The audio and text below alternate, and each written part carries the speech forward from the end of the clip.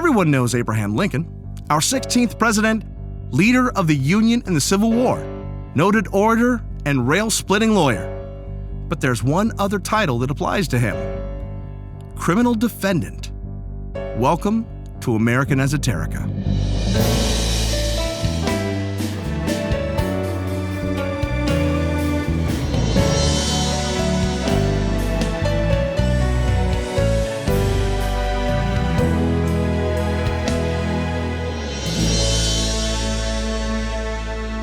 If history class gives you the haul, this is the oats. The essential stuff in between. The personalities, events, and other ephemera that shape our history and culture. I'm Brian Powers.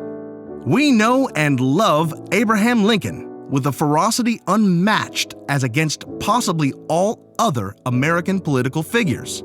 He was the steady hand that saw a nation torn asunder through some of its darkest days. His oratorical brilliance is well noted, and his wordcraft has appealed to the better angels of our nature in a way that has eclipsed all but maybe the lofty phrases put down by Thomas Jefferson in that other foundational document. We're so often presented with the greatness of Lincoln as a man that we don't really think about Lincoln as a boy. If Lincoln is somehow an American political superhero, what's his origin story? I suggest that it began near the banks of the Ohio River in a small Kentucky town later named Lewisport.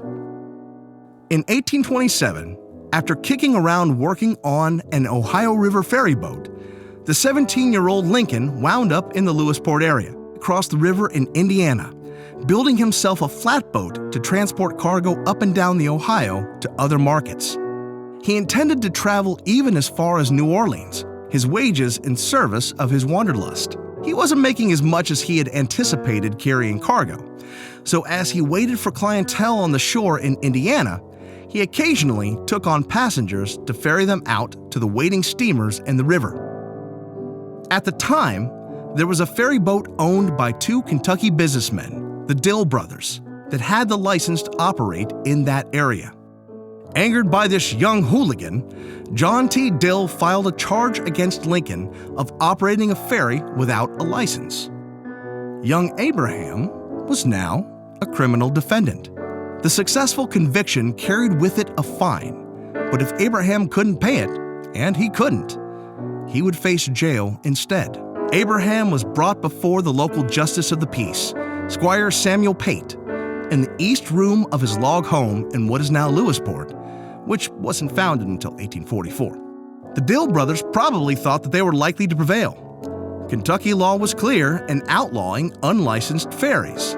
Not only that, but their ferry operation took place from a corner of Squire Pate's land. They probably thought it was in the bag. As we know, they wouldn't be the last people to underestimate our dear Abraham Lincoln. See, even at 17, Abraham Lincoln showed a skill for argument, and in Squire Pate's house, he pulled out a corker.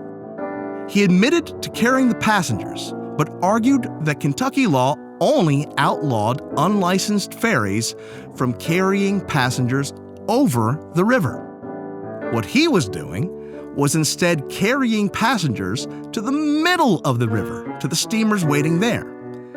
The Dill brothers operated a ferry that crossed the river, but they didn't reach the steamers that didn't land. Therefore, Lincoln argued, not only was he not in violation of the law, he was also not in direct competition with the Dills. John Dill argued that Kentucky jurisdiction ran to the low water mark on the Indiana shore, and that Lincoln was ferrying passengers without a license no matter how far over the river he took them. Squire Pate was impressed with the boy, ruling in Lincoln's favor under a very narrow interpretation of the Kentucky statute. After a presumably angry John Dill had departed, Lincoln and Pate sat for some time on Pate's porch talking. Pate held forth on the need for citizens to understand the law better, especially as it pertained to their businesses. Lincoln listened attentively and asked questions about the law and its processes. When Squire Pate would hold court at his house, Lincoln would often paddle across the river to watch the proceedings. a constable in Indiana would let him come over and read the published laws of Indiana, which carried an index of historical documents in the back, such as the Constitution and Declaration of Independence. Young Abraham was hooked. Law would become his profession, and the rest is our history. So the next time you make a house out of Lincoln logs, remember the House of Logs, where a man was made into Lincoln. If you're interested in seeing where it happened, the Squire Pate House still stands in Lewisport, off of Highway 60 in western Kentucky. After you're through, I recommend heading a few more miles west to Owensboro for a very particular and delicious kind of barbecue unique to the area. This has been American Esoterica. All sounds were made by me, Brian Powers. Did I get it wrong? Did I get it right? Just want to debate the best barbecue spot in Owensboro? Drop me a note. The address is yell@americanesoterica.com. Thank you for listening, and God bless America.